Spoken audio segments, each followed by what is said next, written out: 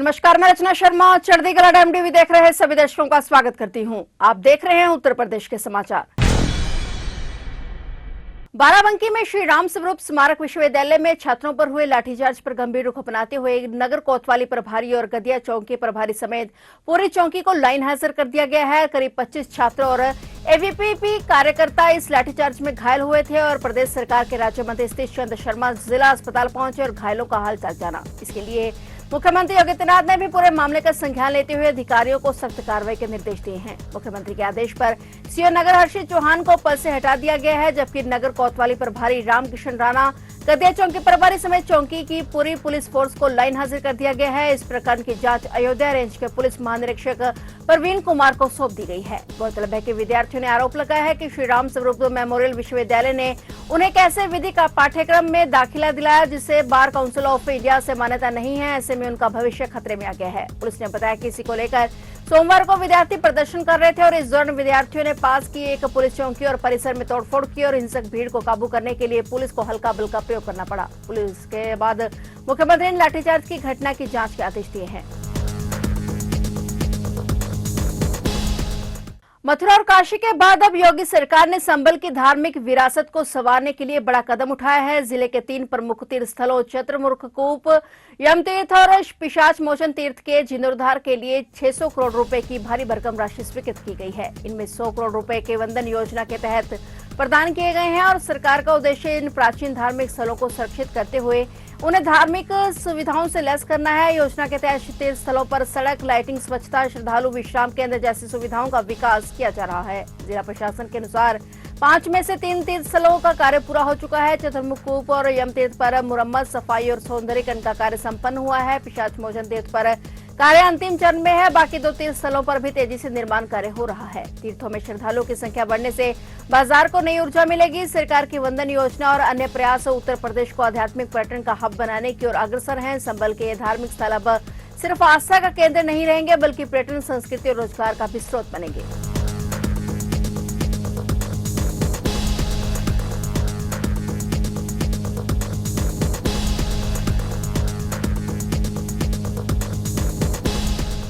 आगरा की शाहगंज पुलिस ने धर्मांतरण कराने वाले गिरोह के मुख्य आरोपी राजकुमार लालवानी और 3 महिलाओं सहित 8 लोगों को गिरफ्तार कर लिया है। आरोपी प्रार्थना सभा में लोगों को बहाने से बुलाते थे और ईसाई धर्म अपनाने पर बीमारी और गरीबी दूर करने का झांसा देते थे और घर से देवी देवताओं की मूर्तियां हटाने का दबाव डालते थे। हाथों से कलावे कटवा देते थे, तिलक लगाने से रोक देते थे। मुख्य आरोपी भी 4 साल पहले हिंदू से ईसाई बना था और उसके बाद अन्य लोगों का धर्म परिवर्तन कराने लगा। उसके संपर्क में कई और लोग भी आए और उनके बारे में पुलिस पड़ताल में लगी है। गिरोह को फंडिंग करने वालों पर भी शिकंजा कसने के लिए टीम पड़ताल कर रही है। इस बीच सदर की 2 सगी बहनों के धर्मांतरण के मामले में विदेशी कनेक्शन सामने आया था। पाकिस्तान में बैठे सरगना गिरोह को फंडिंग करते थे और बाद में गिरोह के तार मानव तस्करी और अंग बेचने वालों से भी जुड़े मिले हैं। एक मोहल्ला है वहाँ जहाँ पे एक राजकुमार लालवानी नाम का व्यक्ति ये कई साल से धर्मांतरण का एक रैकेट चला रहा है। इस सूचना पे हम लोगों ने तत्काल इसको पुलिस को एक्टिवेट किया गया। तो इसमें जो हमने प्राथमिक जो हमने अभी तक जांच की उसमें ये पता चला कि 4 वर्ष पूर्व राजकुमार लालवानी मुंबई गया था, वहाँ पे इसने क्रिश्चियन धर्म अपना लिया था। फिर ये वापस यहाँ आया और अपने सिंधी कॉलोनी है वहाँ पे, ये ओरिजिनली ये भी सिंधी ही है। इसने वहाँ पे लोगों को हिंदू धर्म छोड़कर क्रिश्चियन धर्म अपनाने के लिए तरह तरह के हथकंडे इसने अपना। इसमें यह दिखाता था कि आपका बीमारी का इलाज हो जाएगा या मैं अगर प्रेयर करूंगा तो आपके जो बच्चे हैं उनके एग्ज़ाम पास हो जाएगा। और फिर इसके साथ एक इसने गिरोह पिछले 3-4 वर्षों में इसने गिरोह टाइप का बना लिया था, जिसमें कई लोगों को जोड़ा जो तरह तरह के यूट्यूब के माध्यम से भी इसको प्रचारित करते थे। इसमें जादू टोना या ये दिखाया जाता था कि एक सर पे हाथ रखता था तो वो गिर जाती थी। तो इस तरह से करके इसने लोगों को गुमराह करके काफ़ी लोगों को क्रिश्चियन धर्म अपनाने के लिए और प्रेयर करने के लिए भी उकसाया है। इसमें हम लोगों ने पूरा गिरोह का पर्दाफाश किया है। इसमें राजकुमार लालवानी, अनूप कुमार, कमल कुंडलानी, जय कुमार, अरुण और 3 महिला अभियुक्तों को हमने गिरफ्तार किया है। इन्हें को जेल भेज रहे हैं और इनके पास से लगभग 15 बाइबल, 3 ईसाई गीतों की किताबें, 4 डायरी, 8 कॉपी व register, 6 mobile phone, 2 car, 1 Ertiga, 1 ion Hyundai और 13,165 रुपये अभी बरामद किए गए हैं।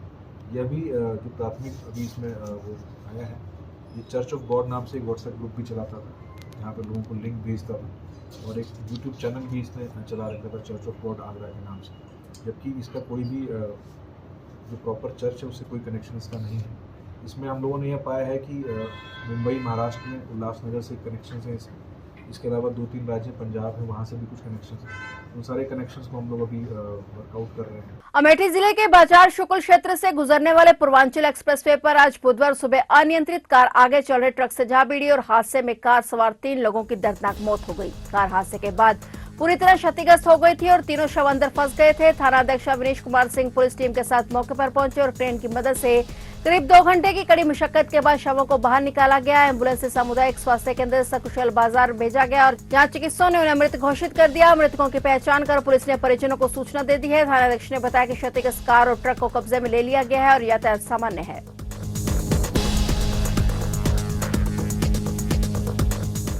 कानपुर में चकेरी थाना प्रभारी संतोष कुमार शुक्ला के खिलाफ उन्हीं के थाने में हाईकोर्ट के आदेश पर रिपोर्ट दर्ज हुई है। एक महिला ने उनके जमीन पर पुलिस बल समेत अन्य साथियों के साथ तोड़फोड़ कर कब्जा करने और पति समेत पक्ष के अन्य लोगों पर शांति भंग करने की कार्रवाई करने का आरोप लगाया है। पीड़िता ने थाना प्रभारी समेत तत्कालीन सनिगवा चौकी इंचार्ज और एक बिल्डर और एक अन्य के खिलाफ 40 अज्ञात पर डकैती, घर में अवैध रूप से घुसकर तोड़फोड़ करने समेत 7 धाराओं में रिपोर्ट दर्ज कराई है। लाल बंगला के चंद्रनगर निवासी संगीता जायसवाल के मुताबिक उनके प्लॉट में दुकानें बनी हैं जिनका वे लगातार ग्रह कर भी जमा कर आ रही हैं और आरोप है कि आरोपियों ने बिना कोर्ट या सक्षम अधिकारी के आदेश के जमीन की दीवार पर मेन गेट तोड़कर अवैध रूप से कब्जा करवा दिया। इसके साथ ही पुलिसकर्मियों ने उनके रिश्तेदारों को लाठी डंडों से पीटा जिससे उन्हें चोटें भी आई। आरोप है कि इन सभी का पुलिस की ओर से कराए गए मेडिकल में एक भी चोट नहीं दिखाई गई और सभी पर उल्टा शांति भंग पर कार्रवाई कर चालान भी कर दिया गया। पीड़िता ने हाईकोर्ट में मामले की शिकायत की जिसकी सुनवाई के बाद कोर्ट ने रिपोर्ट दर्ज करने के आदेश दिए। अब हाईकोर्ट के आदेश पर चकेरी थाना प्रभारी संतोष कुमार शुक्ला समेत 40 अज्ञात पर डकैती, मारपीट, अपराध की दृष्टि से जबरन घर में घुसना, भवन में तोड़फोड़ कर आर्थिक क्षति पहुंचाना समेत 7 धाराओं में रिपोर्ट दर्ज की गई है। मथुरा में यमुना का जलस्तर लगातार बढ़ रहा है। जलभराव के चलते कई गांवों में हालात बिगड़ रहे हैं और ऐसे में एहतियातन प्रशासन की ओर से 2 दिनों के लिए स्कूलों में अवकाश घोषित कर दिया गया है। साथ ही वृंदावन में लगने वाली परिक्रमा पर भी रोक लगा दी गई है। यमुना नदी का बढ़ता जलस्तर वृंदावन वासियों और श्रद्धालुओं के लिए खतरे का संकेत बनता जा रहा है। हथिनीकुंड बैराज से छोड़े गए पानी के चलते यमुना का प्रवाह विकराल रूप ले चुका है और इसका सीधा असर वृंदावन की पंचकोसी परिक्रमा पर पड़ा है जहाँ घुटनों तक पानी भर चुका है। कोई अप्रिय घटना न हो इसलिए प्रशासन ने आज एकादशी से होने वाली परिक्रमा को अगली सूचना तक स्थगित कर दिया है। वृंदावन में यमुना का पानी अब तक निचली कॉलोनियों में उफान पर रहा था लेकिन अब दर्जन भर कॉलोनियों तक पहुंच गया है और यमुना के पानी को देखते हुए लोगों ने अपने मकानों को खाली कर दिया है। लोग अपने सामान को सुरक्षित स्थानों पर ले जा रहे हैं। निगम की ओर से कई स्थायी ठिकाने भी बनाए गए हैं। प्रशासनिक अधिकारियों ने यमुना में नाव संचालन पर पूर्ण प्रतिबंध लगा दिया है। आदेश में कहा गया कि किसी भी स्थिति में नाव चलाना कानूनी का उल्लंघन करना माना जाएगा और दोषियों पर सख्त कार्रवाई की जाएगी। वहीं घाटों को पहले ही श्रद्धालुओं के लिए बंद किया जा चुका है और इसके अलावा बिजली विभाग ने निचले इलाके और बाढ़ प्रभावित क्षेत्रों में सप्लाई बंद कर दी है।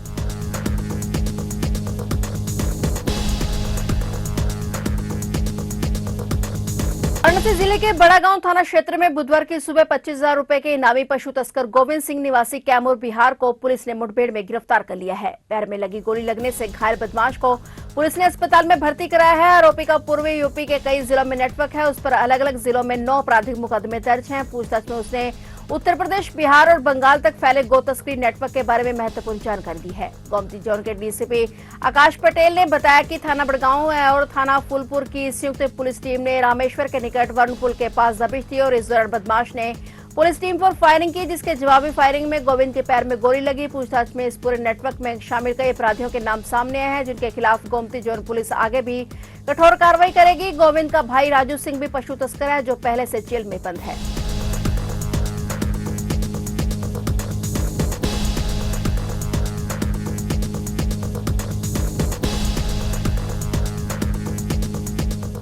मुरादाबाद के सिविल लाइंस के आशियाना कॉलोनी स्थित नशा मुक्ति केंद्र में सनसनीखेज वारदात हुई। नशा मुक्ति केंद्र में खिड़की के शीशे से युवक का गला काटकर हत्या कर दी गई। हत्या का आरोपी उसके साथी पर लगा है और मुरादाबाद के सिविल लाइंस थाना क्षेत्र के आशियाना कॉलोनी स्थित नशा मुक्ति केंद्र में बरेली के युवक अरुण पटेल की खिड़की के शीशे से गला काटकर हत्या की गई है। इस हत्याकांड को अमरोहा निवासी भानु प्रताप ने अंजाम दिया है। मृतक और हत्या आरोपी दोनों को उनके परिजनों ने इलाज के लिए यहां भर्ती कराया था। सूचना मिलने पर पुलिस मौके पर पहुंची और हत्या आरोपी को हिरासत में ले लिया है। पुलिस और फोरेंसिक टीम ने जांच पड़ताल की है। हत्या आरोपी भानु प्रताप 8 महीने से केंद्र में इलाज करा रहा था और मंगलवार दोपहर उसके पिता आए थे और वह भानु प्रताप के दांत में दर्द होने पर डॉक्टर को दिखाकर गए थे। उसे दवा दिलाने के बाद वापस केंद्र में छोड़ दिया गया था और केंद्र के संचालक कमलजीत ने केस दर्ज कराने को थाने में तहरीर दी और पुलिस की गिरफ्त में आए हत्यारोपी ने कबूला है कि वह नशा मुक्ति केंद्र से बाहर जाना चाहता था, लेकिन उसके पिता बाहर नहीं जाने दे रहे थे। उसे गुस्सा बहुत आता था, इसलिए परिजन भी घर नहीं देख रहे थे।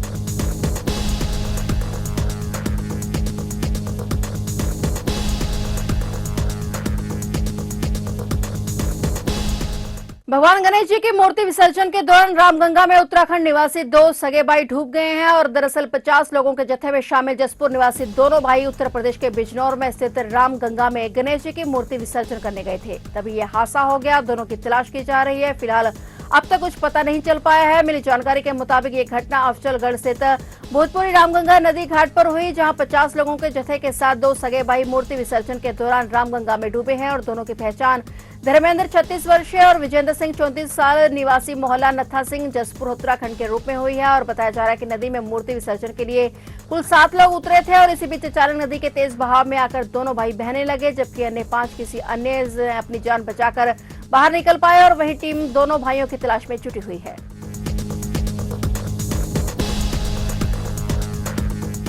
फिलहाल उत्तर प्रदेश के समाचारों में इतना ही और नए समाचारों के साथ फिर से हाजिर होंगे। तब तक के लिए देखते रहिए चढ़ती कला टाइम टीवी।